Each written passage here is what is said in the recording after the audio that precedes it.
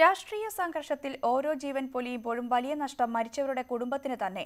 30 വർഷം മുൻപ് രാഷ്ട്രീയ കൊലപാതകത്തിന് ഇരയായ പിതാവിന്റെ ഓർമ്മയിൽ ഇന്നും നെഞ്ചുനീറി ഒരു കുടുംബം.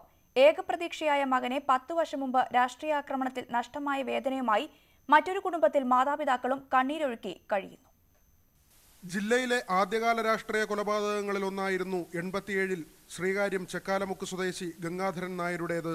നിയമസഭാ തിരഞ്ഞെടുപ്പിൽ RSS പ്രവർത്തകനായ മകൻ ശ്രീകണ്ഠന്റെ നേതൃത്വത്തിൽ ഗംഗാധരന്റെ കുടുംബം BJPക്ക് വേണ്ടി പ്രവർത്തിച്ചു. സർക്കാർ രൂപീകൃതമായി ദിവസങ്ങൾക്കുള്ളിൽ അക്രമി സംഘം വീട് കയറി ഗംഗാധരനെ ഭാര്യയുടെയും മറ്റ് കുടുംബാംഗങ്ങളുടെയും മുന്നിലിട്ട് വെട്ടിനുറുക്കി.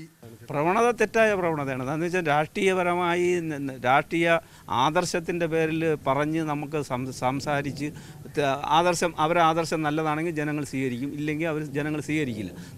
നമ്മൾ വിശ്വസിക്കുന്ന പ്രസ്ഥാനത്തിൻ്റെത് നല്ലതാണെങ്കിൽ ജനം സ്വീകരിക്കില്ല.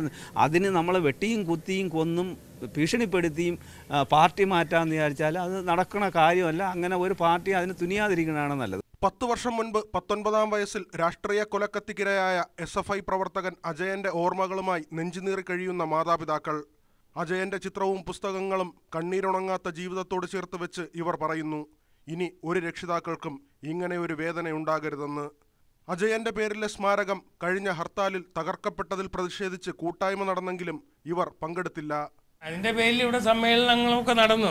ഞാനത് പങ്കെടുത്തിരുന്നില്ല, കാരണം നമുക്കത് താല്പര്യമില്ലായിരുന്നു. കാരണം നമ്മൾ പോയിട്ട് കാര്യമൊന്നുമില്ല. നമ്മുടെ മകൻ 19 കൊല്ലമായിട്ട് ആരും ശ്രദ്ധിക്കാത്ത ഒരു കേസിൽ അങ്ങനെ ഉണ്ടാകുമ്പോൾ നമ്മൾ പോയിട്ട് കാര്യമൊന്നുമില്ല. അതിനകത്ത് അവനെ അവഗണിച്ചിട്ടിരിക്കുമ്പോൾ അവർ ചെയ്യുന്ന മറ്റു പരിപാടികൾക്ക് നമ്മൾ പോകേണ്ട കാര്യമൊന്നുമില്ല. അത് ക്രൈംബ്രാഞ്ചിന് അയച്ച് ഒരു റിപ്പോർട്ട് വാങ്ങിച്ചിട്ട് ആ റിപ്പോർട്ടിനെ കുറിച്ച് നമ്മൾ അന്വേഷിച്ചിട്ട് അതുപോലും ക്രൈംബ്രാഞ്ചിൽ നിന്ന് നമുക്ക് തന്നില്ല.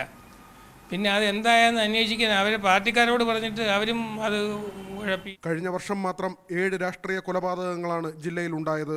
രക്തസാക്ഷികളും ബലിദാനികളുമാകാൻ വരി നിൽക്കുന്നവർ അറിയുക, നേരത്തെ ഈ പട്ടം ലഭിച്ചവരുടെ കുടുംബാംഗങ്ങൾ മരിച്ചവരുടെ പേരിൽ രാഷ്ട്രീയ പ്രസ്ഥാനങ്ങൾ സംഘടിപ്പിക്കുന്ന പരിപാടികളിൽ പോലും പങ്കെടുക്കുന്നില്ല.